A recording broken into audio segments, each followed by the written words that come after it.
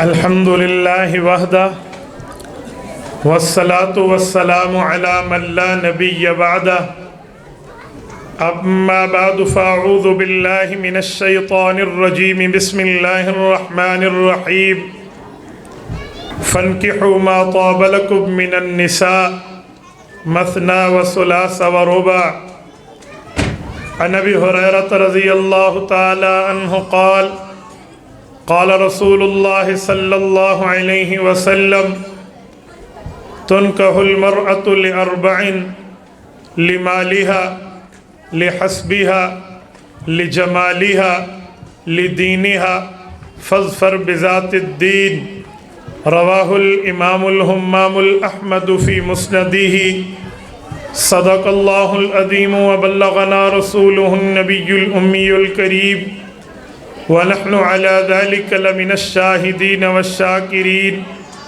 والحمد لله رب العالمين۔ معزز دوستو، آج 12 دسمبر 2020 ہے اور ہم تقریب نکاح میں جمع ہیں۔ یہ کائنات بنی نکاح کی وجہ سے، کائنات ختم ہوگی نکاح چھوڑنے کی وجہ سے۔ جب یہ کائنات بنی تو دو افراد کا جو آپس میں ریلیشن اور تعلق اور رشتہ بنا ہے، ان دو افراد کے نام نامی اور اس میں گرامی حضرت آدم اور اماں حوا علیہم السلام ہے۔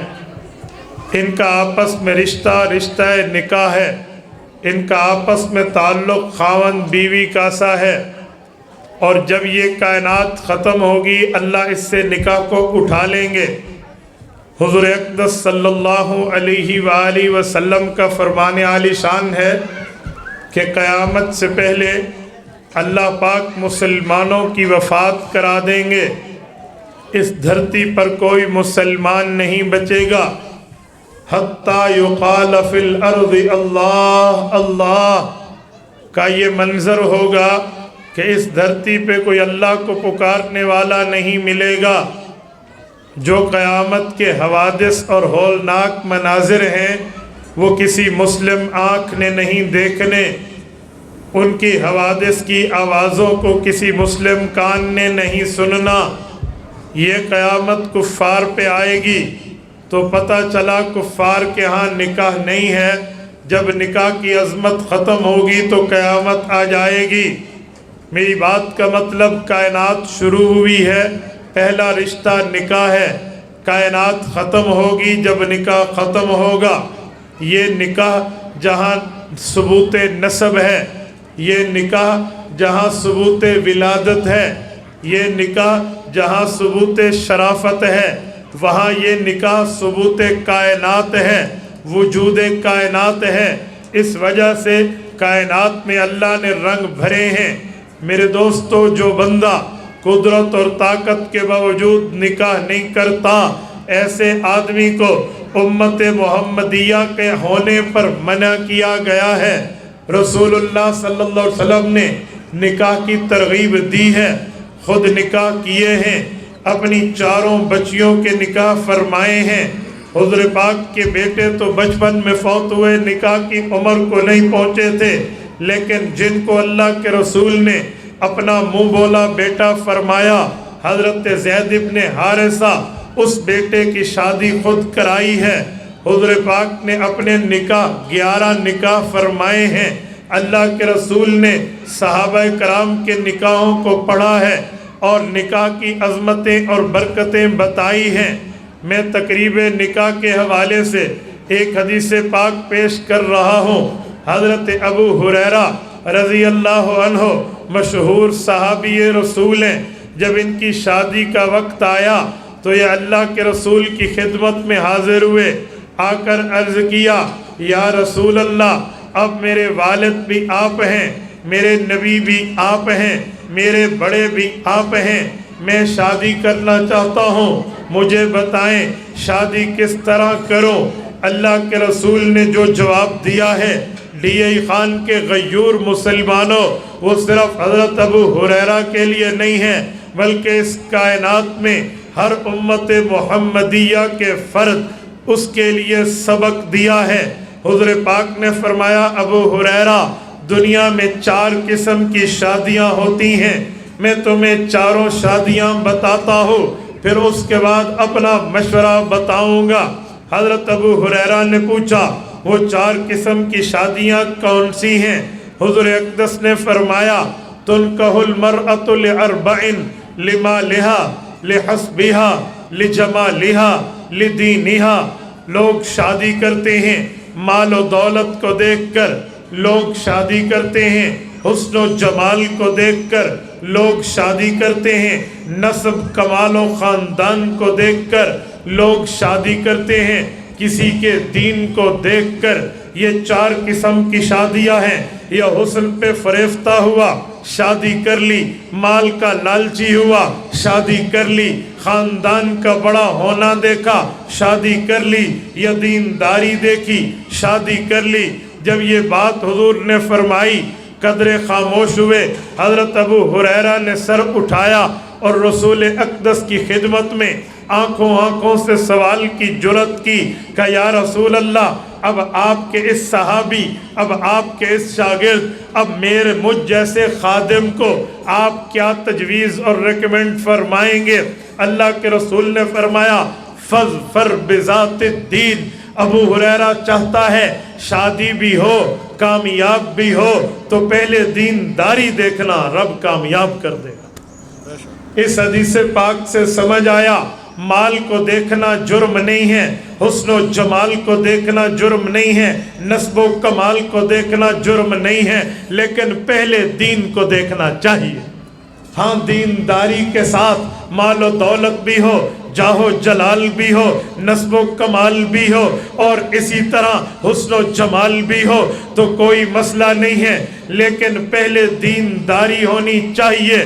میں اگرچہ حضرت قاری عبداللطیف صاحب سے عمر میں چھوٹا ہو، لیکن میرے ساتھ میرے نام میں لفظ مفتی لگا ہوا ہے۔ حضرت قاری صاحب کے سامنے کی باتیں ہیں، کئی بار ہم اکٹھے ہوئے ہیں، شادی بیاہ میں بھی اور طلاق کے معاملوں میں بھی۔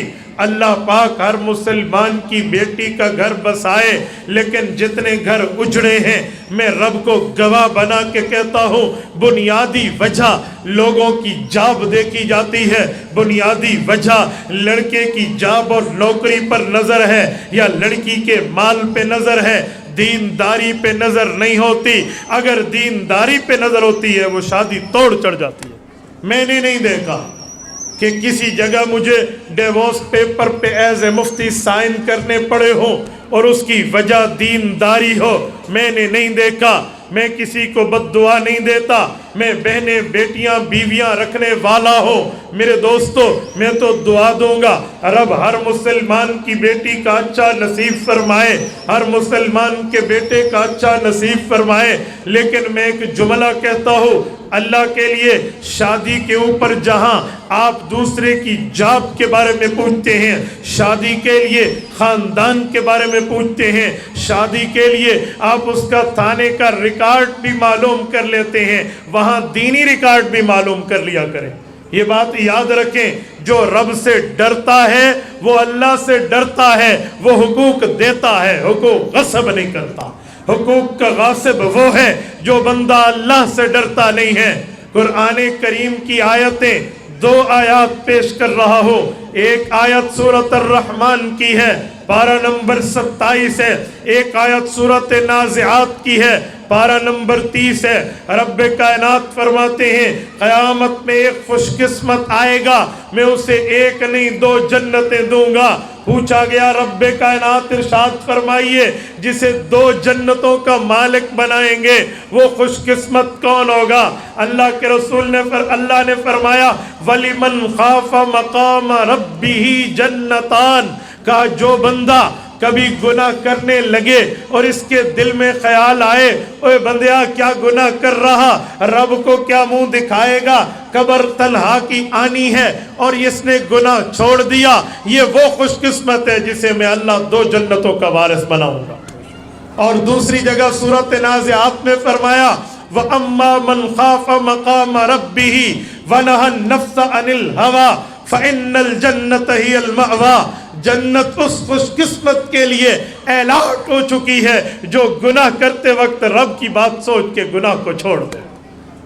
मेरे दोस्तों, वो हुकूक नहीं खाएगा जो दीनदार होगा, अल्लाह की कसम नहीं खाएगा, उसे रब का डर होगा, अल्लाह का खौफ होगा। और जो अल्लाह का खौफ रखता है, इसे नजर नहीं आ रहा मुझे अल्लाह देख रहा, अल्लाह तो देख रहा, तो जब वो उसका खौफ रखता है, वो अपने ससुर का भी हया करेगा, अपनी सास का भी हया करेगा, अपने बाप का भी हया करेगा, अपनी माँ का भी हया करेगा, औलाद का भी करेगा, अज़वाज का भी करेगा। पहले हमें दीन देखना चाहिए। मैं मुबारकबाद देता हूँ इनके दोनों तरफ के वालिदैन को भी और इन दो बच्चों को भी जिन्होंने कुरान करीम भी पढ़ा है और आदाब भी सीखे हैं। रब्बुल इज़्ज़त ने इनकी ज़िंदगी भी अच्छी रखी है। मैं दुआ करता हूँ अल्लाह इनका फ्यूचर भी अच्छा बना दे। मेरे दोस्तों, निकाह के बारे में चंद बातें मज़ीद भी समझिए। इस्लाम में शादी बहुत आसान है, बहुत आसान है। हमने मुश्किल बनाई है, इस्लाम में मुश्किल नहीं है। मैं आपको फिगर देता हूँ, आप दिल की तख्ती पर लिख लें। 6 चीज़ें इस्लाम में शादी के अंदर हैं। शादी में 6 चीज़ें हैं। 7वीं चीज़ शादी में इस्लामी तौर पे शामिल नहीं है। शादी के 2 फ़र्ज़ हैं, 1 वाजिब है, 3 सुन्नतें हैं। 2 जमा 1 3, 3 जमा 3 6। ये 6 चीज़ें हैं जो 2 फ़र्ज़ हैं जिसके बगैर निकाह नहीं होता। पहला फ़र्ज़ ईजाब कबूल है, दूसरा फ़र्ज़ 2 मुसलमान गवाह हैं। ईजाब कबूल का माना ऑफर और एक्सेप्ट। इन्होंने बच्ची दी, उन्होंने ली, इसे इजाबो कबूल कहते हैं। इसके बगैर निकाह नहीं होता। नंबर 2, कम अज कम 2 मुसलमान गवाह हो, इसके बगैर निकाह नहीं होता। ये फर्ज है। एक चीज वाजिब है जिसे हक महर कहते हैं। कुरान करीम पारा नंबर 22 सूरत नंबर 33 सूरत आज़ाब रब्बे कायनात फरमाते हैं, क़द अलिमना मा फ़रज़ना अलैहिम फ़ी अज़वाजिहिम। हमने हक महर मुकर्रर किया है, ये बीवियों को खावन देंगे। वो कितना है? अल्लाह के रसूल ने फरमाया, ला महरा ले अक़ल्ल मिन अशरति दराहिम। फरमाया जो चांदी के 10 दिरहम हैं उससे कम में हक महर नहीं बनता। मौजूदा दौर में चांदी के 10 दिरहमों की कीमत कम अज कम पाकिस्तानी सिक्का रायजुल वक्त के मुताबिक 5000 रुपए है। इससे बढ़ के तो रखें, इससे कम न रखें। लेकिन बास लोग समझते हैं सिर्फ 5 ही देंगे, इससे बढ़ के वो समझते हैं देना जुर्म है। जी नहीं, कुरान करीम ने सिर्फ इसकी बात नहीं की बल्कि फरमाया वआतैतुम इहदाहुन्न क़िंतारा। ये 4थे पारे का आखिरी सफ़ा है। रब फरमाते हैं हक महर में बीवी को तुम सोने का खजाना भी दे सकते हो। इससे पता चला इससे कम नहीं रखना, बढ़ के इससे ज्यादा जितना रखना चाहे रख लें। ये वाजिब है, ये एक ही वाजिब है निकाह में। अगर ये वाजिब न हुआ निकाह हो जाएगा, लेकिन बंदे पर इसकी अदायगी लाजिम रहेगी। अल्लाह न करे किसी बंदे ने हक महर अदा न की और वो दुनिया से चला गया। अल्लाह फरमाते हैं यूसीकुमुल्लाहु फी औलादिकुम लिज़्ज़करि मिस्लु हज़्ज़िल उन्सयैन। रब ने मीरास का हुक्म दिया है कि माँ का हिस्सा, बाप का हिस्सा, बीवी का हिस्सा, बेटों का हिस्सा, बहन का हिस्सा, भाई का हिस्सा। वहीं रब फरमाते हैं मिन बादी वसिय्यति यूसी बिहा औ दैन। फरमाया पहले हक महर निकाला जाएगा विरासत से, माँ का हिस्सा बाद में, बाप का हिस्सा बाद में, बहनों भाई का हिस्सा बाद में, औलाद का हिस्सा बाद में। पहले बीवी के लिए हक महर लिया जाएगा, उसे अदा किया जाएगा। यूसी बिहा औ दैन, ये इस पर कर्जा है, ये देना पड़ेगा, ये हक महर है। आजकल लोग हक महर माफ कराते हैं, ये जुल्म है।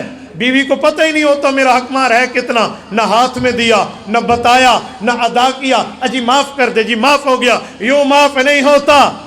आप हक महर उठाएं, उसके हाथ में रखें, उसे बताएं इसकी स्याह सफेद की तू मालिक है, तू बेच दे, तू काले चोर को दे, किसे सदका कर दे, अपने पास रख, ये तेरा है। वो फिर लौटा दे तब लौटता है, वरना माफ नहीं होता।